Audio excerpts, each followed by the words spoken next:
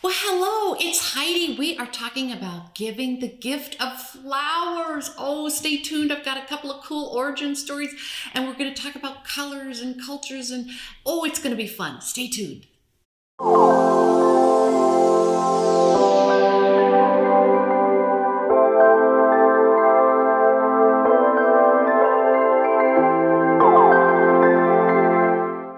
hello and welcome. So happy to see you. It's Heidi, and today we're talking about giving the gift of flowers. Yes, don't you love to get flowers? Maybe it's even more fun to gift flowers. Okay, so stay tuned to this video. Love it. If you like the video, please subscribe to my channel. I'd be so grateful. Drop me a comment. What do you like to do when it comes to gifting flowers? Okay, well, let's dive in because I've got some cool stories to tell you. And you might think about flowers differently after this. Okay, so flowers, I love them. You love them. We all love them. Did you know that the ancient Egyptians loved flowers and they were great flower arrangers? It's an art form. It's in their hieroglyphics. It's so cool. 2500 BC, they were arranging flowers in ancient Egypt. So there you go.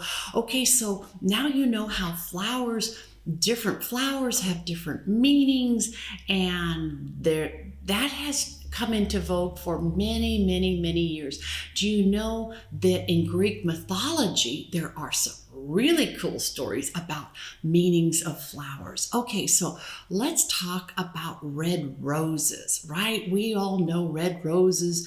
You give someone, if this is a sign of romantic love, you think Valentine's Day and the price of a dozen red roses goes crazy, but people love red roses for a romantic love. It's a gesture of that.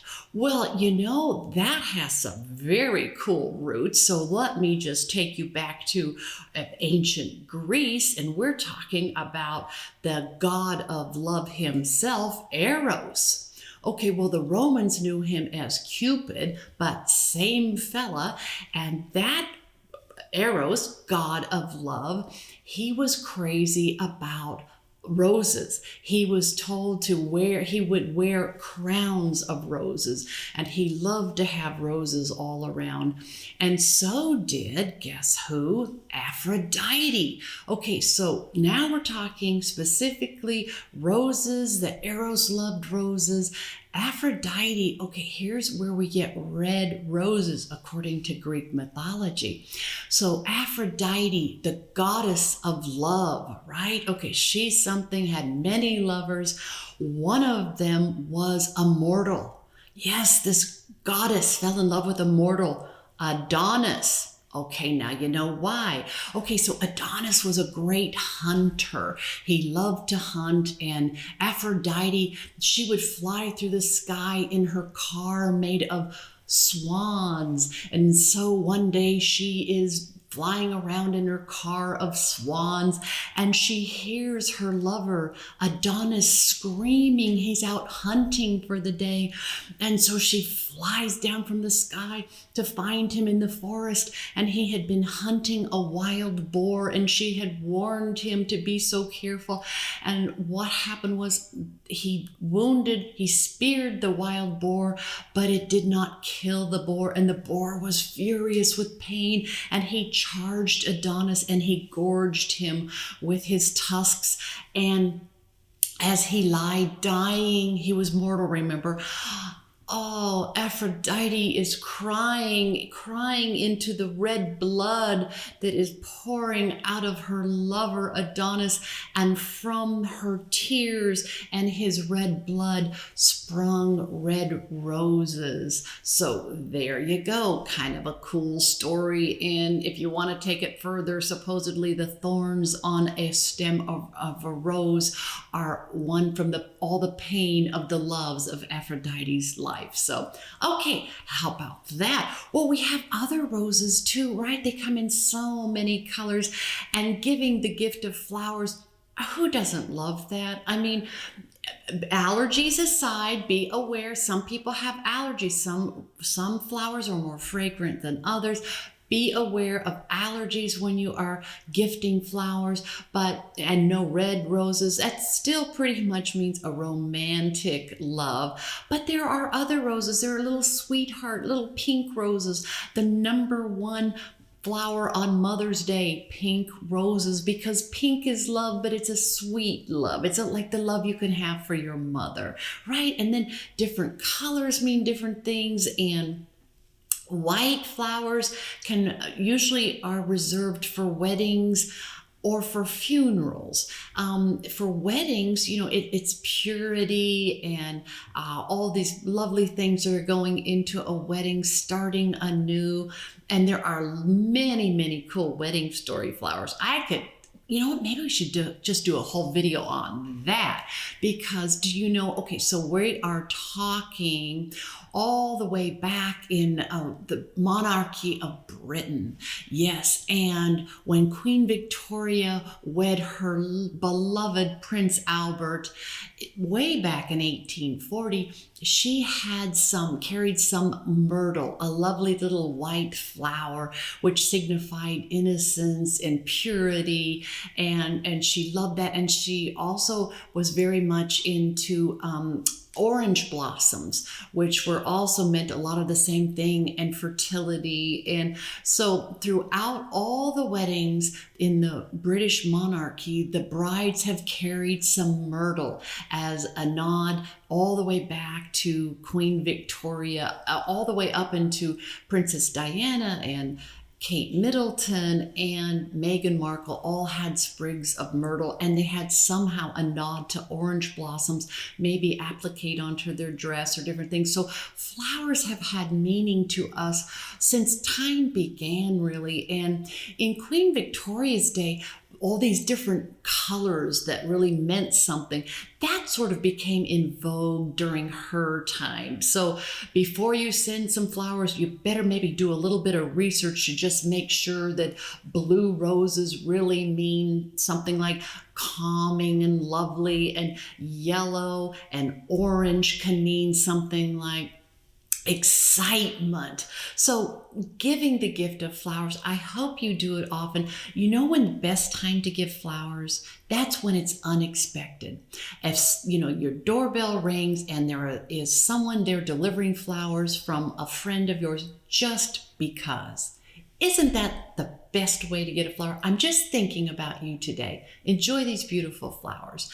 There are other times you can gift flowers. Say someone has invited you into their home for a lovely dinner. Oh yes, I've done so many videos. Check them out, please, on dining etiquette, and maybe bring a small gift. But let me just tell you something that I used to do, and I've changed my thinking on this. Okay, so let's say we've been invited to someone's home for dinner. We want to take a small gift, and that can range from maybe a book by their favorite author, a nice candle. If you take a bottle of wine or champagne, do not expect them to open it that night, but let's say they've already got it planned. So let's say you decide to take flowers. You stop by your local florist or your very nice grocery store, and you buy some flowers, and you show up at the time at their home ready for this lovely dinner, and here you go. You say, "Thank you for having me. Here's some flowers for you." Well, that's a lovely gesture, and I used to do it, but I stopped doing it. Because when people were doing that to me, I thought, oh, this is so generous. It's beautiful. They're beautiful. I love them. But I've got dinner. I've got everything timed perfectly. And now I've got to go find a vase. And where did I put the vase that's just right for these flowers? I have to go searching, and it takes up time. And I've already set the table, and everything is perfect.